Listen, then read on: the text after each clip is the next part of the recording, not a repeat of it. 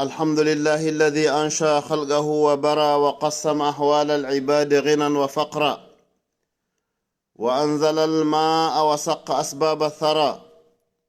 أحمده سبحانه، فهو الذي أجرى على الطائعين أجرا، وهو الذي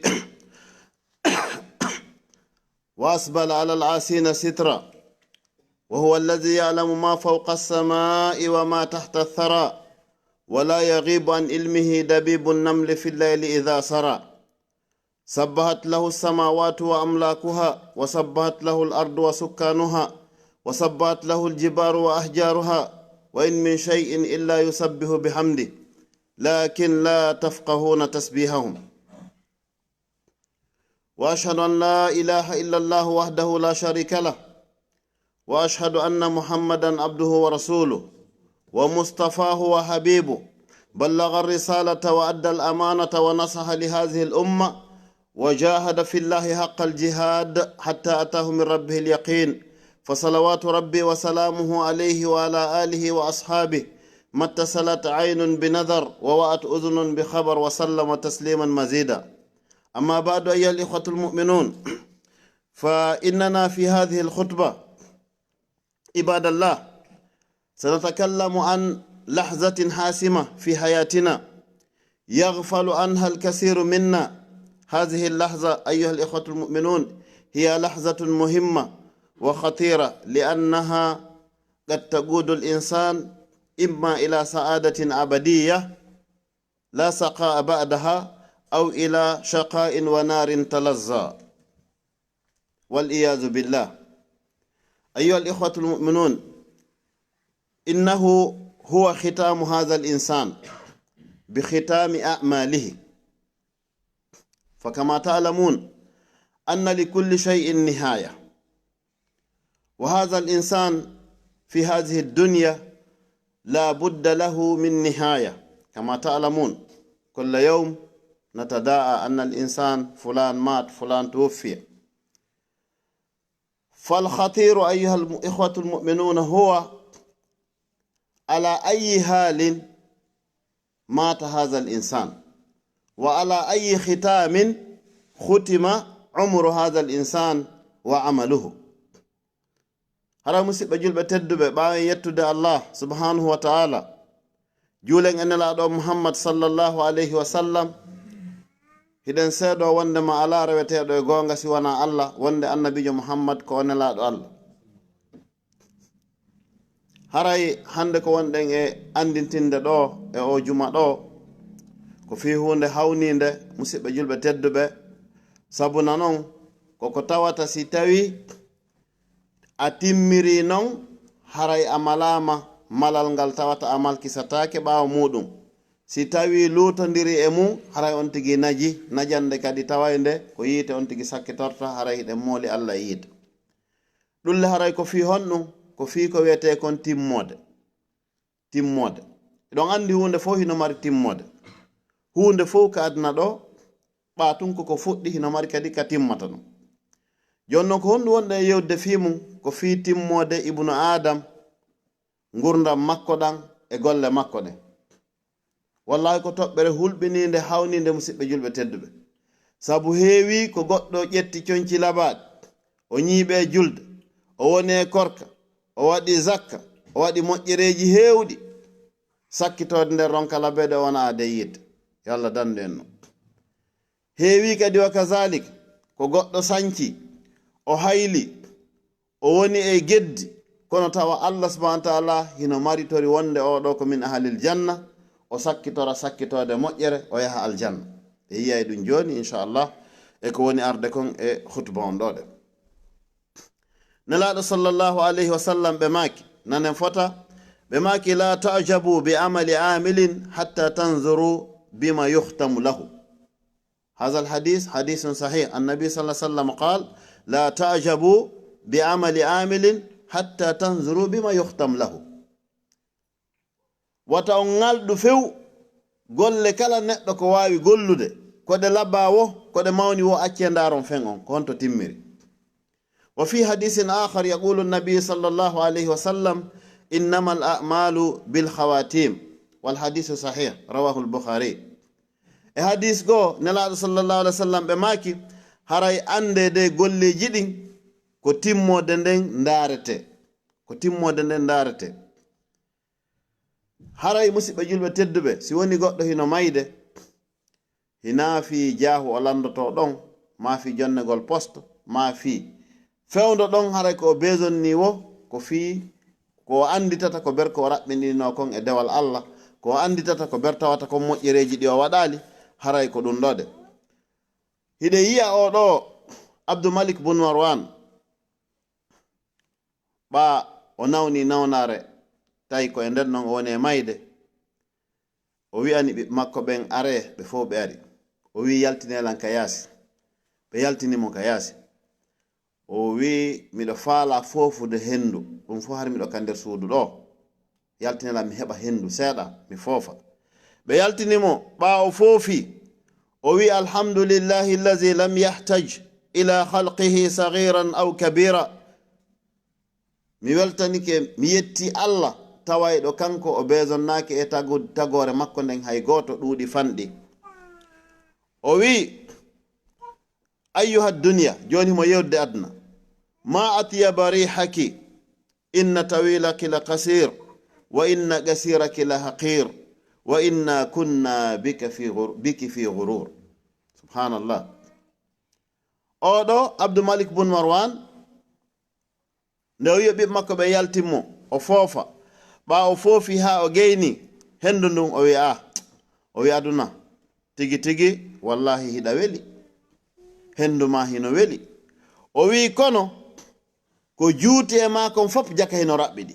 nanen fota nde yewtere musidɓe julɓe tedduɓe, jaka no fewdorɗa e aduna on, ko welanma o, ko regilanma o, ko contrat ma juuti o, ko marɗa cellal wo, la qasir raɓɓiɗay ñande goo. o wi kadi wa inna gasiraki la haqir, ko raɓɓiɗi kon ɗon kadi ko sakkitortaka ka jaasi.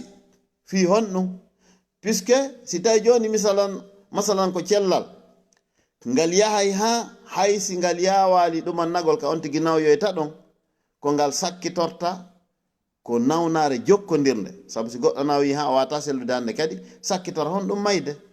ko ɗum o wi wa inna gasiraki, ko raɓɓiɗi e makon la haqir, ko jaasu ɗum. o wi noon ko ɓuri hawnade kon wa inna kunna biki fi ghurur, menen dey hari meɗen hoditi, min andano adna ko ni waɗa, min andano ko weli wo ñande goo mettay, min andano ɓawo o gurdan ko mayde, mi wattana lila e ɗum. ɗum ɗo haray ko waaju ko ɗi konguɗi ɗo woni ko Abdou Malik sakkiti yewtude so maayi. summa hino jeeya e ko sifa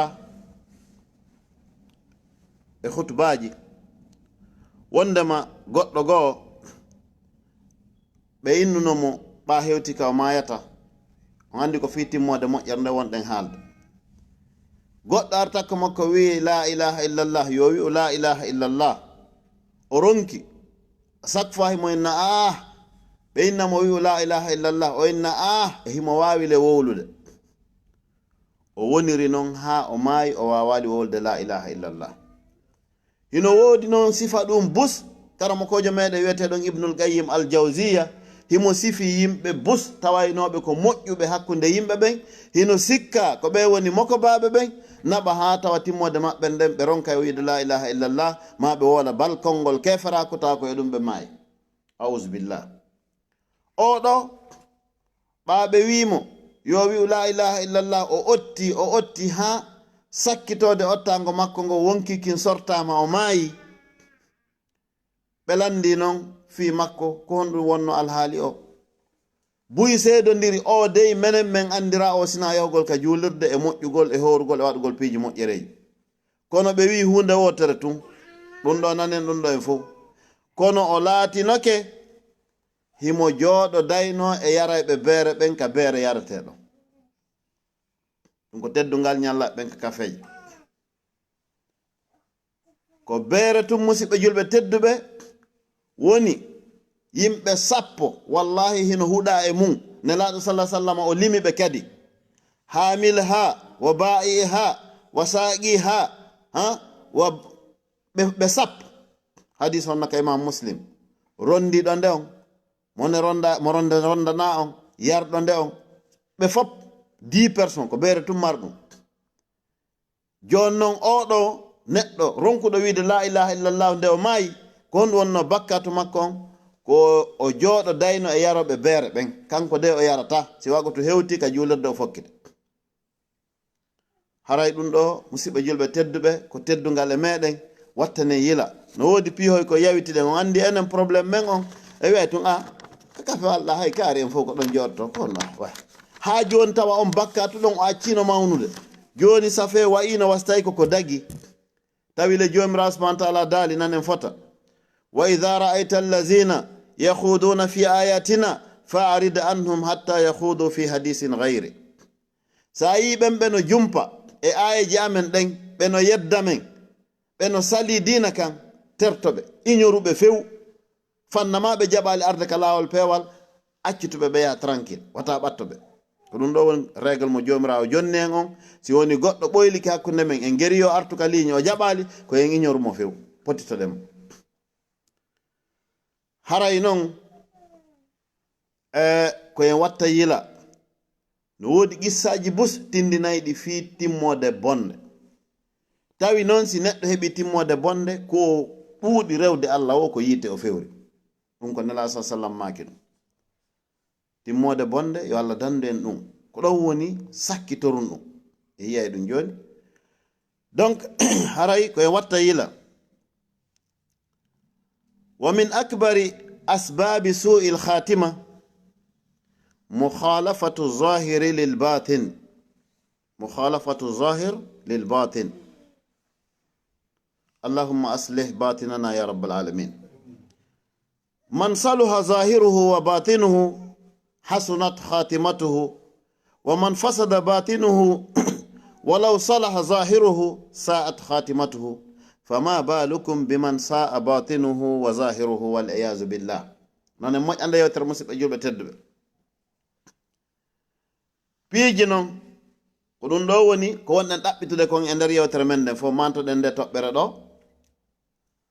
ko addanta neɗɗo ko wiyete ko mayde bonde timmode bonde tawa ko yiite o fokkiti piiji tati kono ha nayi karamokoɓe gono limi ha joyi kono enen ko gootu wonɗen ƴettude fi honɗum ko kunɗon ɓuri mawnude ɗi fap ko kunɗon karamokoɓen fof fottani kunɗon hino hulɓini ko honɗum woni ɗum ko neɗɗo on tawgol nder makko on no lutodire yaasi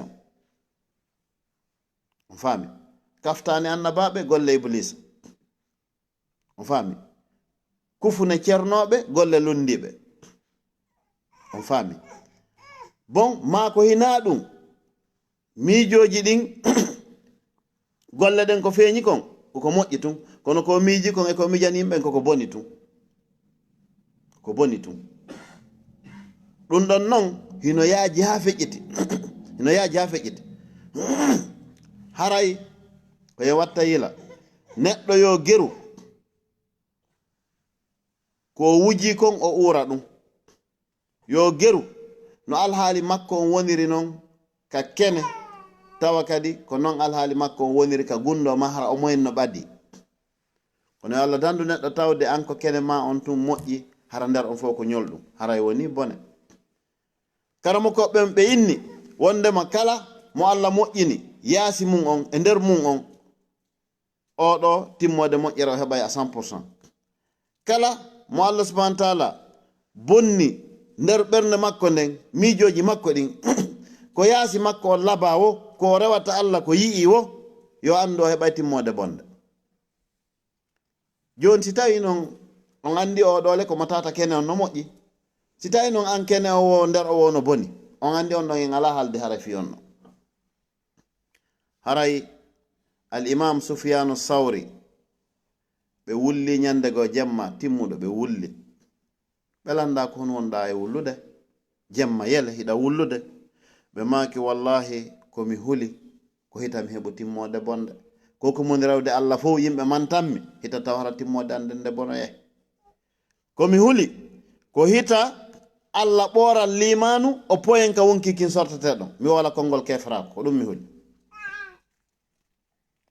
on gelike donc haray koyen watta yila fota geren nder men on moƴƴa ɓuri kene on aqulu qawli hadha wa astaghfirullah alazim li wa lakum wa li sa'iril muslimin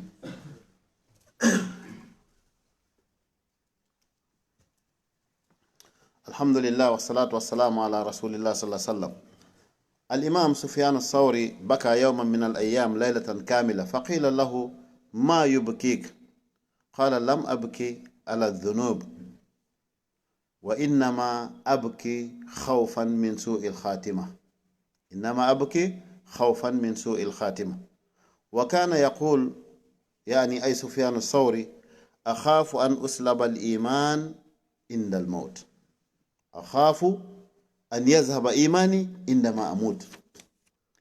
فهؤلاء سلفنا الصالح رحمهم الله تعالى كانوا يخافون من سوء العاقبة ويخافون من سوء الختام.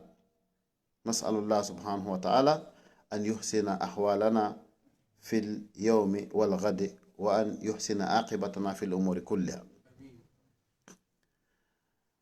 الإمام عطاء بماكي وحين وتر mi fottali e Sufyan sinahimo fesa simi landike mo ko honɗum fesata o inna wallahi miɗo huli ta taw e koko mun rewde Allah fof hara miɗo winda kamal kisaɓe kono andi taw sa wolanama fi Sufyan o sa anda taw gurdam makko a ngalɗata ko fi honɗum Sufyanu Sawri e nder gurdam makko ɗam balɗe tati kala o cippina Qur'an balɗe tati kala o cippina Qur'an don andi no wodi e men ɗo woɓɓe ɓe memi Qur'ana o suumaye ɓen ɗon ko alhamdulillah no wodi woɓɓe hara biɓe tagga kaɓe wayruno janngude ko ɓe woni payku ɓahri on sa ɓe hulɓinte hara haka won ɗo woni sagata ma moko ba helli fa tame mal Qur'an yawti ka hunjino gula husen ɗiɗi e gul walla ɓen kan no hakkunde men donc oɗo noon Sufyanu Sawri gurdam makko ɗan chaque 3 jours o tippina Qur'an o ko oɗo wima himo huli tataw nyande o mayata Allah jarri botom o wala kongol hefrako ko oɗo wulli jemma yele o wi wonde makko o huli ko hitata hara iman makko ngum ɓorete ko hitata hara Allah no windimo kamal kisaɓe. Donc haray musidɓe julɓe tedduɓe ka darnugol yewtere nden ɗo nanen fota o qissa ɗo goto e sahabaɓe nelaɗo sallallahu alaihi wasallam hiɗon andi komɓe wiyete sahaba ko ɓe nelaɗo neyi jangini oɗo o wondi e nelaɗo sallallahu alaihi wasallam ɓe yehi hare ɓa guerre on ɓutti e ɓe fowtike taw ɓe waɗi pause heferɓe ɓe wontide e heferɓe julɓe ɓen ari wontide e julɓe ɓen on tuma jama o nangi sifagol mo ko Usman o wiyete ɓeyni modi e yetti Allah heɓugol wa ndi ngaari ɗo Usman oɗo hakkunde men oɗo e yi heferɓe ɓen hay nokku accanali ɓe kala ka o yaltiti kefere fof dogay himo soppa ɓe tawi ɓe susatamo ha julɓe goo wi sinano o hande nanen fota nde yewtere sinano o hande e lawtano ko few Usman hande o walli en fota ɓe mantimo yeeso nelaɗo sallallahu alayhi wa sallam ɓe uggini ha hunde juuti lutti ɓe ɓanti ɓe maki innahu min ahli nnar Usman ko aade yiite tawi himo ɗon o maya kadi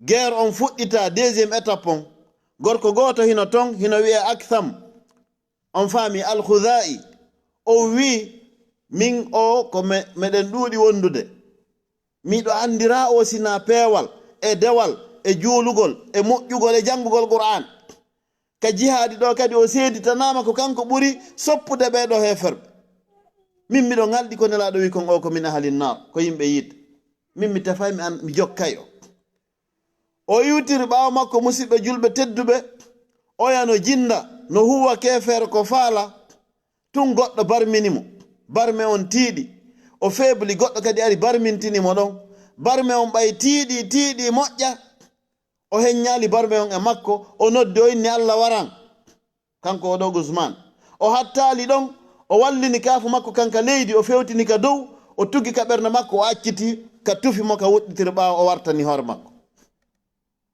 o warti filliɗo yewtere nden Aktham bun Abil Jawni al-Khudai o yi ha o ya wartike o waɗi fur o ari o tawi nelaɗo sallah sallam o wi ashhadu annaka rasulullah, miɗo seedi wonde ko a nelaɗo, miɗo seedi wonde ko a nelaɗo. Nelaɗo sallah sallam ɓe maki honɗum ko a sahabajo momi wondi ko honno seedorta kaɗɗin mum komin an déjà ɗa seedi. O wi nelaɗo o mo wiɗa ɗo nane ko aade yiite, mo wiɗa ko aade yiite mi jokkimo ha mi yi o yi o tufiti o warti. O warti. Eɗon andi noon si goɗɗo wartike ko o golli wo e moƴƴere on non ko yiite fokkite wonki na an jeeyi ko Allah. O wi bon oɗo o warti. Nelaɗo sallah sallam ɓe maaki ɗum ɗo ko wahayu mo Allah yeetila, mi hottaki to. Ɓe maaki awa woɓɓe no wona hakkunde mon hara yimɓe ɓen fof no sikkude ko moko baaɓe ɓenni hara ko yimɓe yiite. Woɓɓe no hakkunde mon yimɓe ɓen no sikkude hara ko yimɓe bomɓe hara ko yimɓe aljanna. Haray ɗum koye wonan en waaju musidɓe julɓe tedduɓe o hadis ɗo himmo ka Imamul Bukhari ko hadis mo tawata ko Sahal bun Sa'd Sa'idi woni ko filli ɗum noon inchallah haray hiɗen hani wattango lila ruttito e koye meɗen gere moƴƴintinen nder meɗen on ɓuri yaasi on. Ayyuhal ikhwatul mu'minun, fa khulasatu hadha al kalam annana la budda bi an nuhawila ihsana ma fi dama'irina hatta nalqa Allah subhanahu wa ta'ala wa huwa alayna radin.